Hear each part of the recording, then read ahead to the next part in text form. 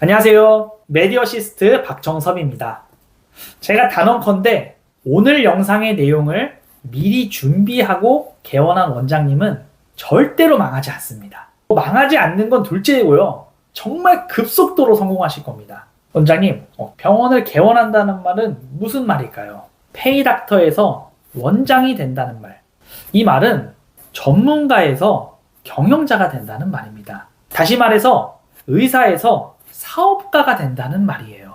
의사를 포기하고 경영자, 사업가가 되라는 말이 아닙니다. 의사이면서 동시에 경영자가 되셔야 한다는 말입니다. 자, 그럼 병원을 경영하는 경영자로서 가장 중요한 마인드, 능력, 자질이 뭐라고 생각하십니까?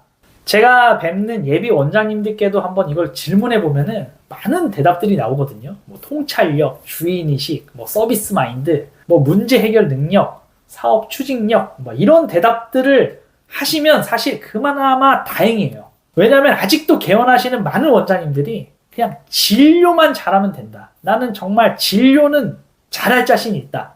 이것이 성공의 전부라고 생각하시니까요. 그렇기 때문에 아까 말했던 그런 통찰력, 주인의식, 이런 경영자적 마인드를 생각하셨다면 사실 그나마 상위권인 겁니다.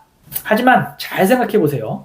위에서 말한 이러한 역량들은 페이닥터로 있을 때는 전혀 필요가 없는 말입니까? 봉지기 때는 이런 주인의식을 가지고 환자를 보면 안 되는 겁니까? 환자를 보면서 발생하는 어떤 문제 해결, 그런 문제 해결 능력은 다른 건가요? 경영을 하는 데 있어서 문제 해결 능력과 다른 건가요?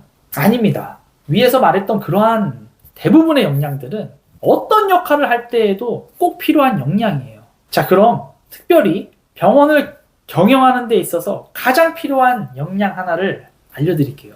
자, 그게 뭐냐? 병원 개원을 준비하면서 가장 준비해야 될 한 가지는 바로 환자들의 필요한 의구심을 파악하는 능력입니다. 나의 고객이 될 환자의 니즈를 파악하는 능력, 이게 핵심입니다. 오늘 초등학교 2학년인 저희 집 첫째 아들이 학교에서 그 시장놀이를 하고 왔습니다. 공룡알, 모형 자동차, 큐브, 여러 가지 물건들을 가지고 갔거든요. 근데 오늘 가져간 그 물건 중에서 노트는 못 팔고 왔어요. 학생들이 전부 하나같이 노트를 다 가져왔다는 거예요. 5,000원 이내에서 서로의 물건들을 사는 건데 노트는 아무도 사고 싶지가 않았던 거죠. 병원도 마찬가지입니다. 이제 원장님은 페이닥터로서 이미 우리 병원을 찾아온 환자들을 그냥 친절히 진료만 해주시는 게 다가 아니에요. 병원에 환자가 오도록 만들어야 됩니다. 진료는 그 다음이에요. 환자가 와야 진료를 보든 말든 하겠죠. 그럼 환자들이 우리 병원의 진료 상품을 왜 선택할까? 이것을 고민해야 됩니다. 질문에서 시작하면요, 많은 것들이 새롭게 보이죠. 입지? 본질이 아닙니다. 인테리어를 보고 병원에 오지 않아요. 행정이나 서비스 이런 것들도 사실 전혀 아닙니다. 그럼 아까 질문을 다시 던져볼게요. 우리 병원의 진료 상품을 왜 선택할까? 이거를 원장님 입장에서 보시면 절대 안 됩니다. 원장님 입장에서 보시면 어떤 대답이 나오냐면요. 우리 병원 크잖아. 나 서울대 나왔잖아. 나 대학병원 교수 출신이잖아. 이 지역에서 우리 병원 장비가 제일 좋을걸? 다시 말해, 나의 입장에서 우리 병원의 장점을 뽑아서 환자들의 이유를 찾는다는 거죠. 이게 참 안타까운 거예요. 이게 다가 아닙니다. 출발을 환자에서 해야 합니다. 환자. 예를 들어서 하지정맥류를 보는 외과라고 할게요. 환자들은 이런 고민들을 하고 있어요. 이 정도 다리 붓기의 통증은 꼭 수술해야 되는 걸까? 수술이 아닌 다른 방법은 없을까? 수술할 때 무슨 철사를 막 넣는다던데 아프지 않을까? 다리 혈관에 구멍이라도 나는 거 아닌가? 수술하고 근무는 바로 할 수 있을까?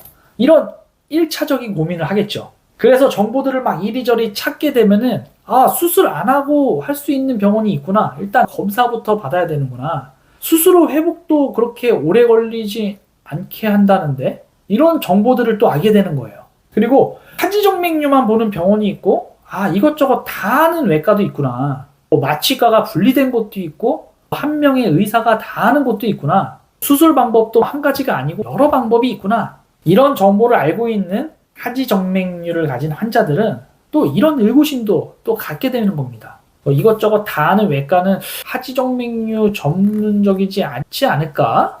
1인 의사가 있는 곳은 마취가 제대로 안 되는 거 아닐까? 한 가지 수술만 하는 병원은 나한테 그 수술만 강요하지 않을까? 다른 방법이 있을 수도 있는데 이런 의구심들을 갖고 있는 거예요. 혹시 원장님 이런 생각 해보셨습니까? 환자들이 우리 병원에 올 때 이런 생각들이 다 갖고 있어요. 그런데 이러한 순서들을 찾아가면서 우리 병원을 찾는 환자들이 갖고 있는 이러한 의구심들을 병원 방문하기 전에 다 해결해 주시는 겁니다. 그게 사실 마케팅이에요.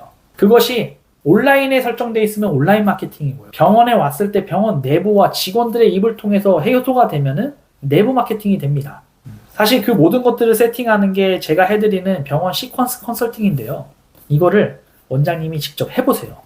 우리 병원에 갖고 있는 진료 상품들을 좀 나열해 보시고요. 환자의 입장에서 이 진료 상품을 받게 되는 과정 가운데 생기는 수많은 의구심들이 어떤 것일지 그거를 원장님이 스스로 고민해 보시고 다 적어 보시는 겁니다. 그리고 그 의구심들을 어떻게 해결해 줄 수 있을지 그 채널들을 설정해 놓는 것, 그게 바로 마케팅입니다. 오늘 영상은 병원이 잘 되는 데 있어서 가장 핵심적인 부분입니다. 단순히 온라인 마케팅 설정이 아니고요. 우리 병원을 찾는 환자들은 어떤 니즈를 갖고 어떤 의구심을 가지고 있는지를 원장님이 꼭 생각해 보시는 시간들이 됐으면 좋겠습니다. 영상이 도움이 되셨다면 좋아요 버튼 한번 눌러주시고요. 오늘도 좋은 하루 되셨으면 좋겠습니다. 감사합니다.